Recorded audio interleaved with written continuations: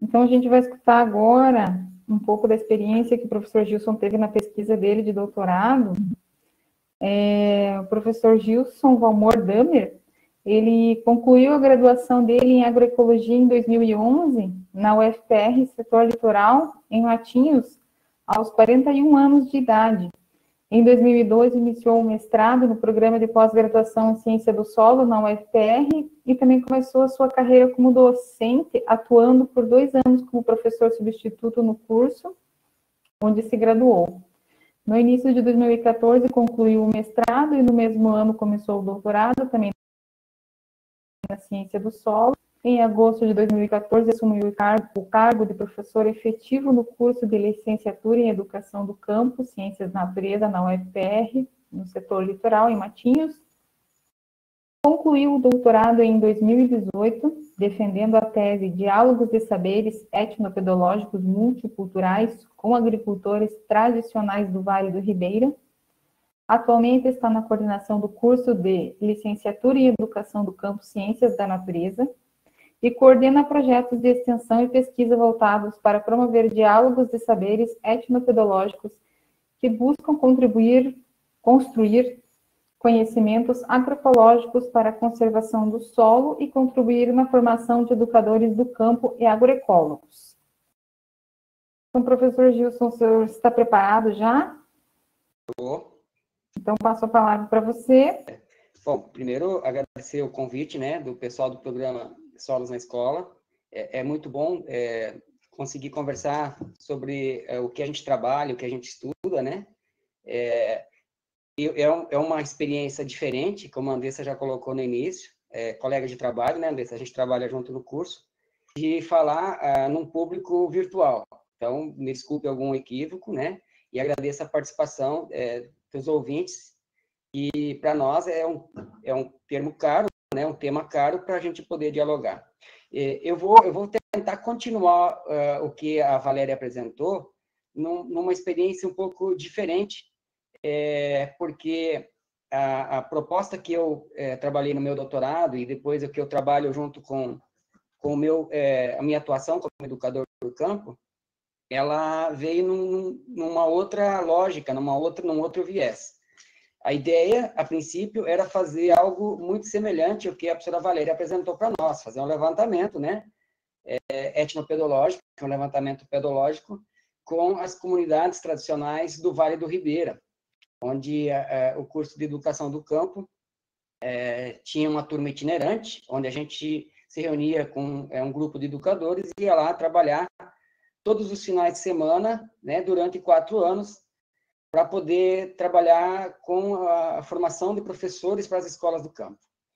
Porém, a partir da proposta e do projeto da tese de doutorado, houve uma inversão, porque quando a gente começa a trabalhar na formação de educadores, a pesquisa etnopedológica mudou de rumo, porque a ideia ali foi, primeiro, como fazer com que o diálogo seja uma proposta para se transformar numa prática pedagógica, né? Numa prática de ensino.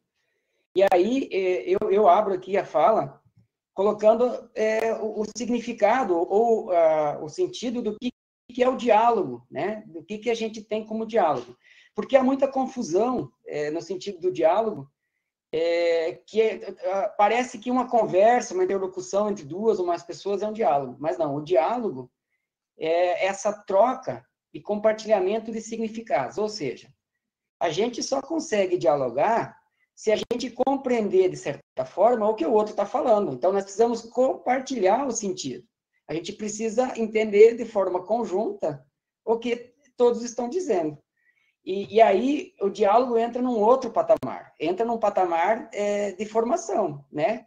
E nesse sentido, a gente vai ver, quando vai estudar um pouco mais a fundo a questão do diálogo, o diálogo ele tem a ver com a formação psíquica humana. A linguagem é toda formada no diálogo. Então, ela é constituída a partir de um processo dialógico. E aí a gente percebe que o diálogo vai ser um processo chave, um procedimento chave na formação e na construção do conhecimento. E a gente tem uma outra perspectiva quando a gente acha que dialogar é simplesmente trocar palavras, né? Mas não, a gente precisa constituir um sentido compartilhado. E aí é algo mais profundo um pouco do que simplesmente a gente fazer uma interlocução. Nessa proposta, a gente vai conversando, por exemplo, assim, com pessoas da psicologia. Vamos trazer aqui algumas características da pedagogia que vai colocar o diálogo como uma forma crucial para a gente construir a aprendizagem. A gente pode trazer aqui Vygotsky, pode trazer o Tomazelo, pode trazer o David Bohm, que eram pessoas que trabalharam muito no sentido de promover o diálogo, de constituir o diálogo. E aí, quando a gente entra na pedagogia, a gente vai ver que o diálogo ele vai ser o processo, né, que vai poder compartilhar saberes, vai constituir aprendizagem. A gente vem ao encontro do Paulo Freire, que ele acreditava e coloca para nós, que a partir do diálogo, ou do processo dialógico, a gente consegue constituir conhecimentos e compartilhar saberes. Bom, saberes, quais são esses saberes? Os saberes, se a gente olhar, aí que entra um pouco a teoria da etnoecologia, da etnopedologia, ele é constituído, né, nessa teoria, de 3 elementos básicos. Ele é composto por conhecimentos, ou seja, os conceitos, os significados, né, os processos da própria cognição, as práticas, ou fazer, né, o trabalho do dia a dia, aquele sentido prático, e a visão de mundo, a cosmovisão. Por isso que os saberes, para ser compartilhado, a gente precisa entrar nesse mundo, como a professora Valéria apresentou, que os agricultores conhecem, que é um mundo muito diferente da ciência do solo. Mesmo tendo similaridades, como ela colocou, da forma de ver, porém, com outra linguagem, com outro entendimento, com outra classificação, de certa forma. Por quê? Porque vem a vida, vem a dependência do solo. E aí a gente precisa dialogar com esses saberes numa outra lógica, numa outra possibilidade.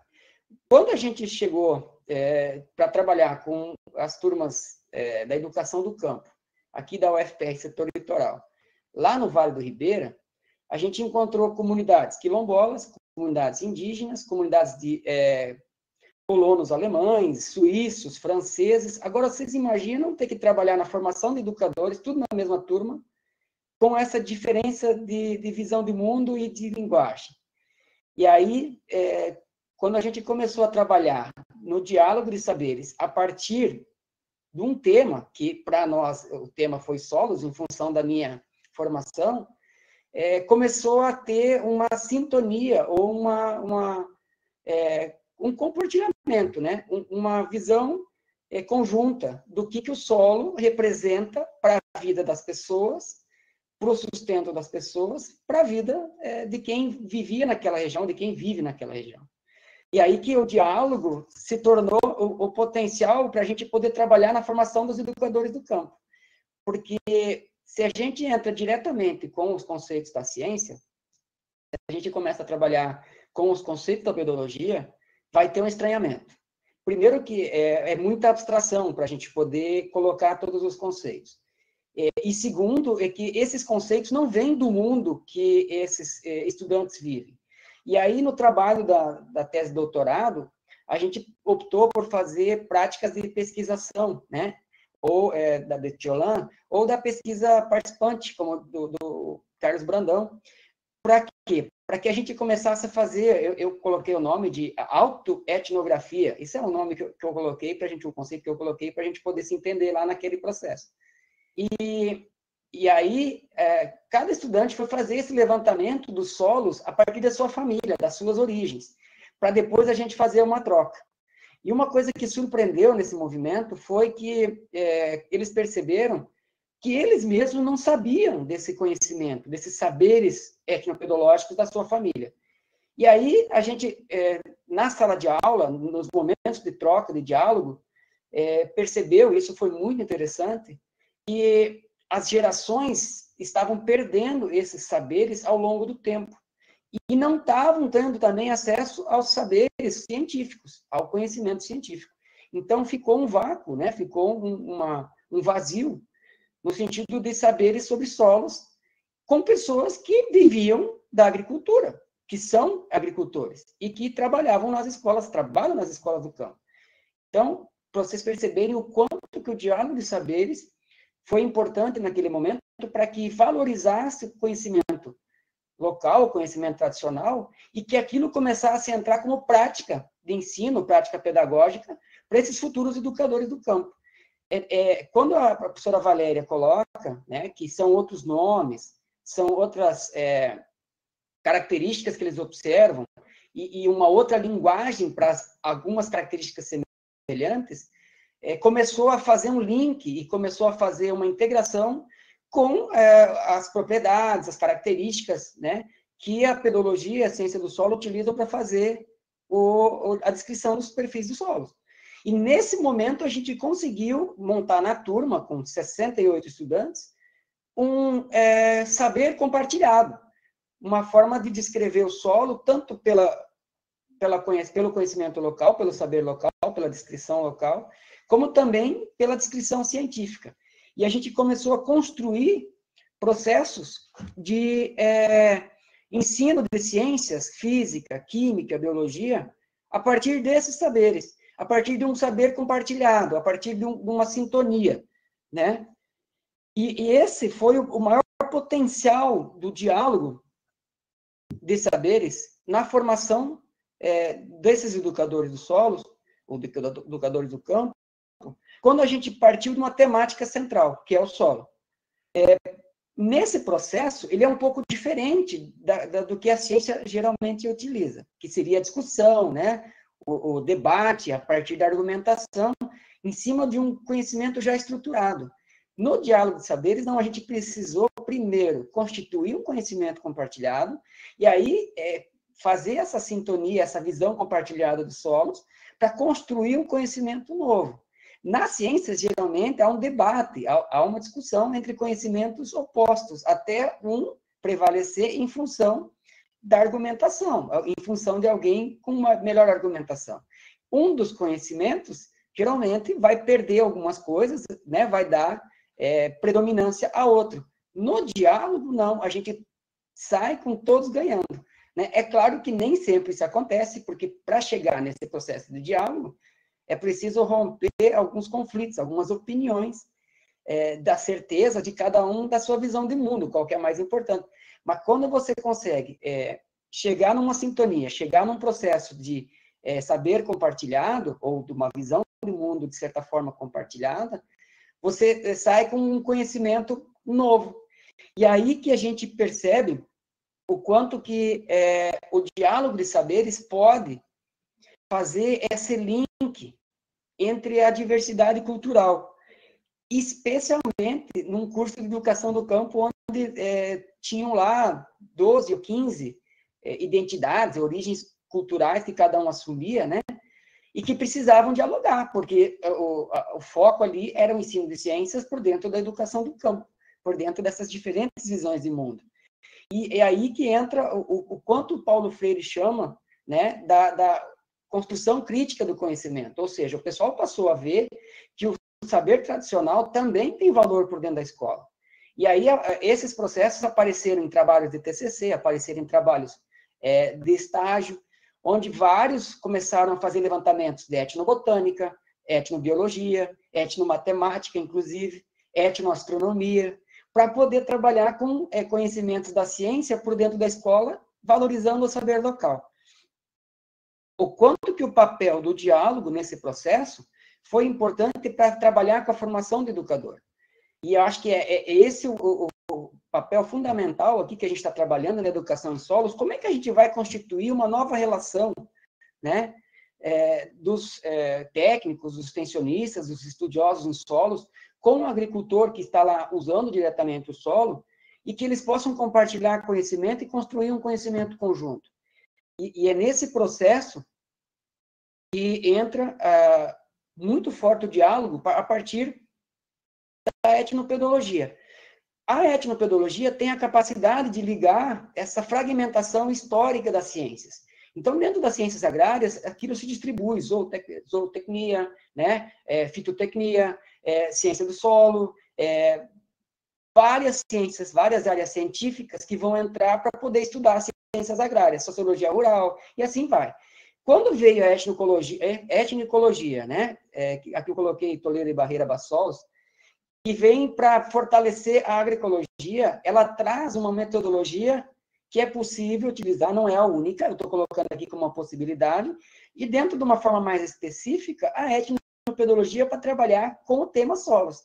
Mas na etnicologia, você pode trabalhar com as etnociências em suas especificidades para poder começar e promover esse diálogo. É um procedimento metodológico que eu estou colocando aqui como possibilidade, né? Existem outras. Paulo Freire já colocava para nós, levantamento temático, né? A gente pode usar o Fonseca, que é no levantamento cognitivo, e aí a gente tem várias situações que dá para trabalhar, por exemplo, pesquisa com princípio educativo, pela história de vida, pelo levantamento e diagnóstico rápido, por outras formas de fazer esse levantamento conjunto da realidade e trazer para a especificidade do solo, para a gente poder trabalhar a educação em solos, valorizando o saber local, valorizando o conhecimento do agricultor, trabalhando nas linguagens, nas múltiplas linguagens, né? Que, como a professora Valéria também bem colocou, que é, né, a geograficidade, para poder a gente se entender e construir conceitos que sejam compartilhados entre todos, e mudar essa forma de relação humana com o solo. A gente se distanciou do solo em função das fragmentações que historicamente o nosso conhecimento promoveu. E esse conhecimento ele foi estabelecido dentro das escolas, dentro da educação formal. E é ali que a gente precisa retornar, religar, né, fazer essa religação do ser humano com o solo, que é fundamental para a manutenção, né, da nossa vida, da nossa realidade. E aí a gente entra num processo de integração científica. Não dá mais para a gente trabalhar isso de forma fragmentada. Não dá mais para trabalhar isso só olhando para um tipo de ciência. A gente pode trabalhar com conceitos das várias ciências e poder constituir um conhecimento integrado. Então, aí vai depender um pouquinho também, né, da bagagem, né, do professor, do mediador, do diálogo, que puxa para aquilo, faz a mediação, para aquilo que ele tem mais domínio. Então, eu tenho experiência que a gente fez aqui com docência compartilhada com professores de química e de física. E a gente conseguiu trabalhar conceitos, né, de densidade, energia, por exemplo, energia do trabalho, para poder usar num solo de moledo ou num massapé grudento, e que a física ajudou, ou então conceitos de química, por exemplo, química orgânica, química inorgânica, para poder trabalhar por dentro dos solos. E isso deu toda uma contextualização nesses conceitos abstratos que essas ciências trazem para dentro da escola. E fez todo sentido no momento do estudante, futuro educador do campo, encontrar essas linguagens. Para vocês verem que, por exemplo, a gente chega lá com aquelas fórmulas da química ou fórmulas, né, de cálculo da física, não tem sentido nenhum quando a gente apresenta numa lousa, ou quando apresenta de forma abstrata. Mas quando a gente pega, vai lá no solo, vai no perfil, né, tira lá num volume conhecido, faz uma pesagem, faz o cálculo da densidade, faz o cálculo da massa, tudo isso pautado numa realidade que ele conhece, numa linguagem que ele conhece, um solo pesado, solo grudento, solo pegajoso, faz todo sentido e faz ele querer se aprofundar mais, querer conhecer mais. E aí tem experiências, a partir desses educadores que fizeram essas atividades no estágio e no TCC, e hoje atuam nas escolas fazendo isso, onde eles trazem para a gente que ficou muito mais gratificante deles poderem trabalhar dessa forma e poderem trazer conhecimentos que estão ligados à realidade onde eles atuam, onde a escola está inserida, né? E com isso também eles conseguiram trabalhar projetos, por exemplo, assim, científicos dentro da escola, que onde as crianças, né, passaram a desenvolver atividades ligadas à família, as famílias começaram a perceber que tinham importância para a escola, porque passaram a fazer parte da construção do conhecimento que era passado na escola. Muitas atividades traziam, ou trazem, ainda trazem, esses agricultores para apresentarem o que eles conhecem sobre o solo na escola, né? E a partir dessa integração da ciências agrárias, ou ciência do solo, com a realidade local, com a visão do ambiente, começou a mudar a relação desses jovens, né, dessas pessoas que não tinham, ou dessas gerações que não tinham mais o contato desse conhecimento com o saber local, trazer isso para eles dominarem novamente, então, valorizar a cultura, perceberem que também só a cultura não dá conta, precisa também do conhecimento científico. O conhecimento científico passa a ter uma inserção para dentro da realidade, onde eles começam a descobrir coisas, e tem um potencial para a construção do conhecimento, não desvalorizando um ou negligenciando o outro, mas sim integrando os conhecimentos que eles já dominam de sua cultura ou de suas origens. Nesse sentido, o papel da etnopedologia, ou do diálogo de saberes, né, pela etnopedologia, é fazer essa integração. Eu fiz aqui uma exemplificação, né, só uma analogia, com a diversidade cultural. A gente tem uma diversidade tão grande num município tão pequeno como Adrianópolis, que a gente trabalhou no Vale do Ribeira. Vocês imaginam no Brasil inteiro. E aí, quando entra todos esses conhecimentos, todas essas culturas, todos esses saberes, né, para ser trabalhados nas escolas, a partir da ciência do solo, a partir da pedologia, há uma dificuldade de comunicação, né? Há uma dificuldade de fazer esse conhecimento compartilhado. E é nesse sentido que a etnopedologia pode vir fazer essa ligação intercultural, trazer esses saberes, trazer esse conhecimento diversificado, colocar isso de uma forma que seja compartilhada, fazer essa construção de conceitos compartilhados, trabalhar nessa visão de mundo compartilhado, fazer essa emergência, né, dos novos saberes que o LEF aponta já no final do ano passado. Eu trouxe uma referência mais recente, do saber ambiental, ou então do Boaventura Santos, que trabalha tanto, né, na ecologia de saberes, a descolonização dos saberes, no sentido de construir um saber da nossa cultura da América Latina. E aí pode fazer também, que nem o Pereira Diegues, né, o Cacá Diegues já colocava, a etnoconservação, ou seja, a conservação a partir do saber dos agricultores tradicionais, a partir do saber dos indígenas, dos quilombolas, dos caiçaras, dos ribeirinhos, dos caboclos, dos ilhéus, desse povo que já vive há 300, 400 anos numa região, usando e manejando o solo, né, a partir do seu conhecimento e mantendo essa construção de conhecimento e mantendo a sua conservação, mantendo o seu ambiente.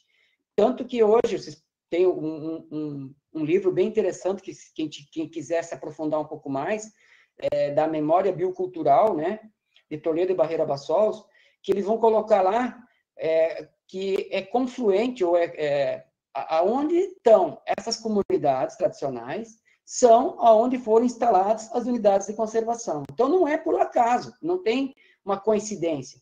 É ali que o pessoal conseguiu viver por séculos, sem degradar o ambiente, mantendo a sua cultura, mantendo o seu autoconsumo, as suas necessidades, né? Mantendo os seus recursos, sem destruir esse ambiente, sem destruir a ecologia, conseguindo administrar e fazendo a gestão dos solos para que ele abastecesse a comunidade para a geração atual e para a geração futura. E aí que entra a minha formação, no caso, que eu vou puxar um pouquinho aqui, é a agroecologia, que o Altieri traz muito. Ele trabalha isso desde 1988, no sentido de fazer esse levantamento dos conhecimentos, né, tradicionais, conhecimentos locais, para a gente poder religar, fazer essa religação da sociedade contemporânea com o ambiente. Com isso, a gente consegue também construir um novo saber, um novo conhecimento, para que abasteça a nossa ciência, como a professora Valéria também bem colocou, uma certa soberba, né, científica, de achar que o seu saber é o único e verdadeiro, e de achar que o seu saber objetivo dá conta.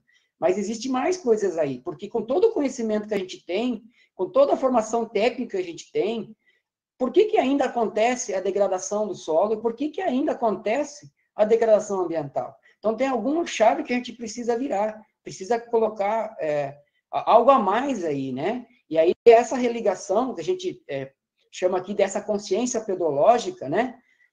Que traz... para poder trabalhar essa conscientização sobre os solos, precisa estar à tona, precisa ser enaltecida e destacada. Eu acho que esse é um papel fundamental da educação em solos, trazer isso para dentro da educação em solos, especialmente na formação de educadores, técnicos, pesquisadores e extensionistas, para a gente conseguir fazer essa religação e trazer a valorização dos solos por dentro do saber científico e do saber tradicional. Agradeço muito vocês terem me ouvido, né? A ideia aqui é fazer a troca. Deixo o meu contato para quem quiser mais alguma informação e fico à disposição para contribuir.